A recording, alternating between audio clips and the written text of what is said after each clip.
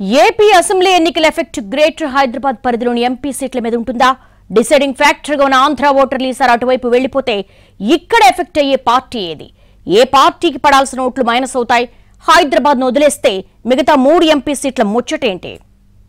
తెలంగాణలో ఎన్నికలంటే మిగతా రాష్ట్రమంతటా ఓ ఎత్తు, గ్రేటర్ హైదరాబాద్ పరిధి మరో ఎత్తు. ఎందుకంటే మొత్తం 119 అసెంబ్లీ సీట్లలో 24 ఇక్కడే ఉన్నాయి.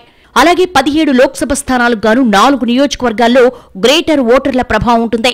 అందులో హైదరాబాద్ ఎంపీ సీటు తప్ప మిగతా 3 నియోజకవర్గాలైన మల్కాజ్గిరి, చేవెళ్ల, సికింద్రాబాద్ పరిధిలో ఆంధ్రప్రదేశ్ నుంచి వచ్చి స్థిరపడ్డ వారి ఓట్లు ఎక్కువగా ఉంటాయి. ఎక్కువ సందర్భాల్లో వీళ్లే ఇక్కడ డిసైడింగ్ ఫ్యాక్టర్గా ఉంటారు కూడా. రాజకీయ వర్గాలు ఇప్పుడు ఇదే హాట్ టాపిక్. ఈ అంశం చుట్టూనే చర్చోపచర్చలు జరుగుతున్నాయి. తెలంగాణలో అసెంబ్లీ ఎన్నికలు ముగిసిపోయి ఇప్పుడు లోక్సభ ఎన్నికలు మాత్రమే జరుగుతున్నాయి. కానీ అటు ఆంధ్రప్రదేశ్లో అసెంబ్లీ, లోక్సభ ఎలక్షన్స్ ఒకేసారి జరుగుతున్నాయి. పైగా అక్కడ టీడీపీ కూటమి, వైసీపీ మధ్య పోరు హోరాహోరీగా జరుగుతోంది. 4 ఫేజ్లో భాగంగా 2 రాష్ట్రాల్లో ఒకేసారి ఈ నెల 13న పోలింగ్ జరగబోతోంది. గ్రేటర్ ఓటర్లలో ఎక్కువ మందికి 2 చోట్ల ఓట్లున్నాయి. దీంతో ఇప్పుడు వాళ్లు ఏం చేయబోతున్నారన్నదే ఉత్కంఠ. 2 రాష్ట్రాల్లో వేరువేరు తేదీల్లో పోలింగ్ జరిగితే వేరే సంగతి. కానీ ఇప్పుడు ఒకే రోజు ఉండడం, పైగా ఏపీలో అసెంబ్లీ ఎన్నికలు కావడంతో ఎక్కువ మంది అటువైపే మొగ్గు చూపవచ్చన్న విశ్లేషణలున్నాయి. మరి అలా వాళ్లంతా ఏపీకి వెళ్లిపోతే గ్రేటర్ హైదరాబాద్ పరిధిలో ఏ పార్టీకి పడాల్సిన ఓట్లు తగ్గిపోతాయి? ఎవరు ఎఫెక్ట్ అవుతారనే చర్చ జరుగుతోంది. మల్కాజ్గిరి లోక్సభ పరిధిలోకి వచ్చే ఎల్బీ నగర్ అసెంబ్లీ సెగ్మెంట్లో ఎల్బీ నగర్, దిల్సుఖ్ నగర్, బిఎన్ రెడ్డి, వనస్థలిపురంలో కృష్ణా, గుంటూరు జిల్లాలకు చెందిన వారు ఎక్కువగా ఉంటారు. ఇదే ఎంపీ సీటు పరిధిలోని కూకట్పల్లి ఏరియాలో ఉభయ గోదావరి, కృష్ణా జిల్లాలకు చెందిన వారు ఎక్కువ ఉంటారు.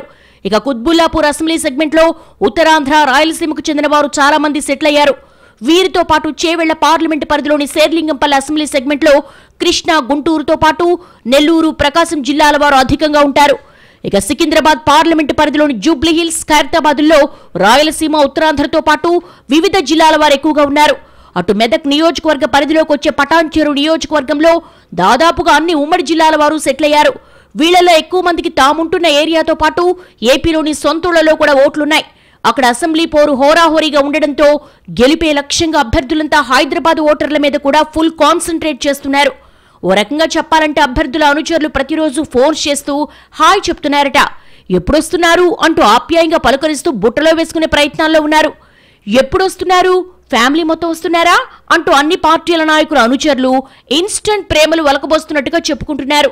పోలింగ్ రోజున సొంతూరుకెళ్లేందుకు కావలసిన ట్రాన్స్పోర్ట్ ఏర్పాట్లు సైతం జరిగిపోతున్నాయి. కొందరు స్పెషల్ బస్సులు పెడతామంటుంటే మరికొందరు మీ ఇష్టం వచ్చినట్లు రండి, దారి ఖర్చులకు ఉంచండంటూ ఆల్రెడీ డబ్బులు ట్రాన్స్ఫర్ చేస్తున్నట్టుగా తెలిసిందే. ఇంత జరుగుతోంది కాబట్టి ఏపీలోని సొంతూళ్లలో ఓట్లున్న వారు ఎక్కువ శాతం అటువైపు వెళ్లిపోవడం ఖాయమంటున్నారు విశ్లేషకులు.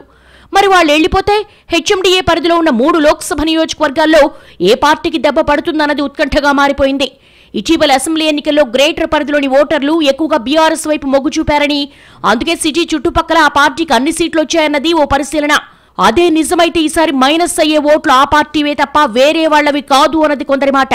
అదే సమయంలో మరో వాదన ఉంది. లోక్సభ ఎన్నికలకు వచ్చేసరికి ఓటర్ మూడ్ మారిపోతుందని, ఏదో ఓ జాతీయ పార్టీ మీద ఎఫెక్ట్ ఉండవచ్చన్నది సెకండ్ టాక్. అదే నిజమైతే కాంగ్రెస్, బీజేపీలో ఎవరికి పడాల్సిన ఓట్లు మైనస్ అవుతాయన్న చర్చ జరుగుతోంది.